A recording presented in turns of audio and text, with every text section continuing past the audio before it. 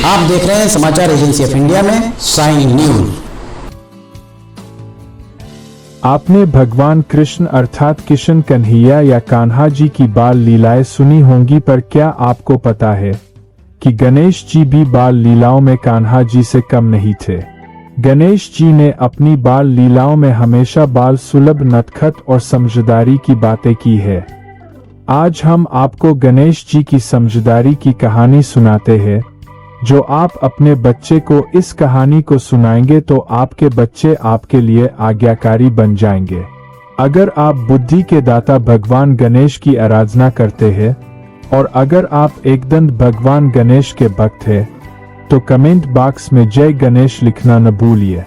भगवान गणेश को गणपति इसलिए कहते हैं क्योंकि वे गणों को प्रमुख है। उन्हें गणेश इसलिए कहते हैं क्योंकि वे गणों के ईश अर्थात ईश्वर है। उन्हें गजानन इसलिए कहते हैं कि उनका मुख गज अर्थात हाथी के समान है। उन्हें एकदंत इसलिए कहते हैं क्योंकि उनका एक ही दांत है। इसी तरह उनके कई नाम हैं, परंतु ये सभी नाम तो उनकी उपाधि है। फिर उनका असली नाम क्या है? आइए जनश्रुतियों, पौराणिक कथाओं के अनुसार उनका नाम क्या है। कहते हैं कि भगवान गणेश जी का मस्तक या सिर कटने के पूर्व उनका नाम विनायक था, परंतु जब उनका मस्तक काटा गया और फिर उसे पर हाथी का मस्तक लगाया गया तो सभी उन्हें गजानन कहने लगे। फिर जब उन्हें गणों का प्रमुख बनाया गया तो उन्हें गणपति और गणेश कहने लगे। लोक कथाओं के अनुसार कहते हैं कि जब माता पार्वती ने उनकी उत्पत्ति की थी तब उनका नाम विनायक रखा था। विनायक अर्थात नायकों का नायक, विशेष नायक। एक कथा के अनुसार भगवान शनिदेव की दृष्टि पड़ने से शिशु गणेश का सिर जलकर भस्म हो गया था। इस पर दुखी माता पार्वती से ब्रह्मा जी ने कहा, जिसका सिर सर्वप्रथम मिले उसे गणेश के सिर पर लगा दो। पहला सिर हाथी के बच्चे का ही मिला। इस प्रकार गणेश गजानन बन गए। एक अन्य कथा के अनुसार गणेश जी को द्वार पर बिठाकर पार्वती जी स्नान करने लगी। इतने में शिव आए और पार्वती के भवन में प्रवेश करने लगे। गणेश जी ने जब उन्हें रोका तो क्रुद्ध शिव ने उनका सिर काट दिया। इन गणेश जी की उत्पत्ति पार्वती जी ने चंदन के मिश्रण से की थी। जब पार्वती जी ने देखा कि उनके बेटे का सिर काट दिया गया तो वे क्रोधित हो उठीं। उनके क्रोध को शांत करने के लिए भगवान शिव ने एक हाथी के बच्चे का सिर गणेश जी के सिर पर लगा दिया और वह जी उठा। आइए जानते हैं क्या है विनायक जी की कहानी।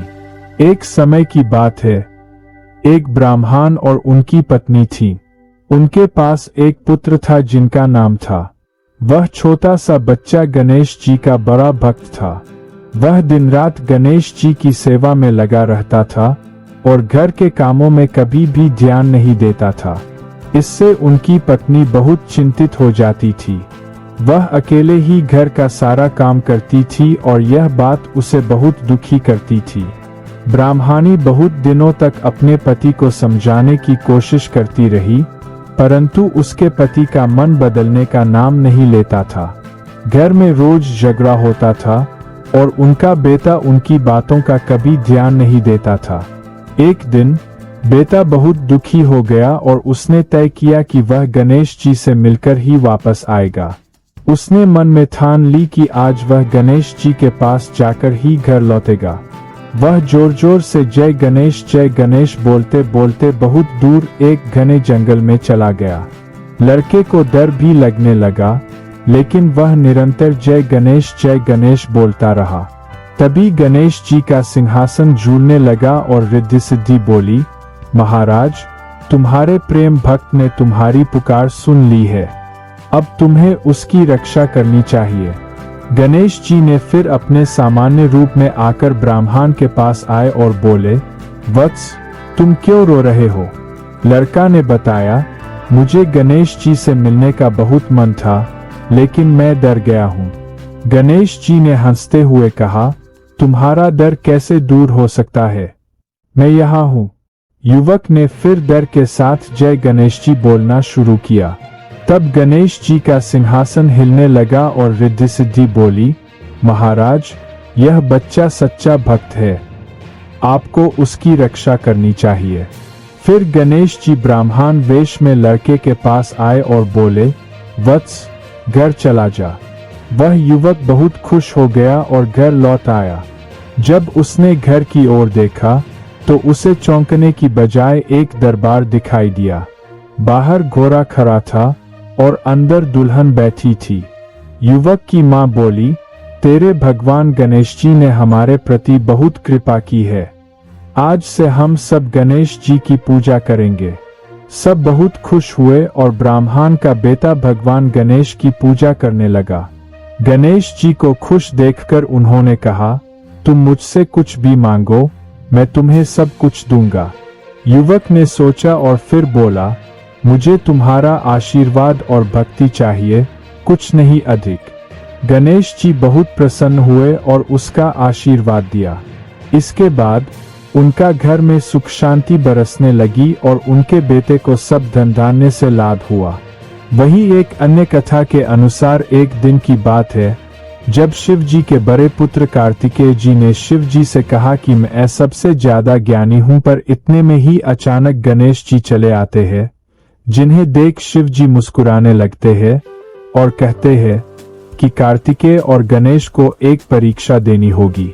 कार्तिकेय जी और गणेश जी हैरान हो जाते हैं कि परीक्षा? हाँ पिताजी, जैसा आप कहें। शिव जी फिर से मुस्कुराने लगते हैं और कहते हैं कि तुम दोनों में सबसे ज्यादा ज्ञानी कौन है, यही पता लगाने के लिए यह परीक्षा ली जा रही है। शिव जी कार्तिकेय जी और गणेश जी से कहते हैं कि तुम दोनों में से जो भी पूरे ब्रह्मांड के साथ चक्कर लगाकर आएगा और वो भी सबसे कम समय में, वो सबसे ज्यादा ज्ञानी माना जाएगा।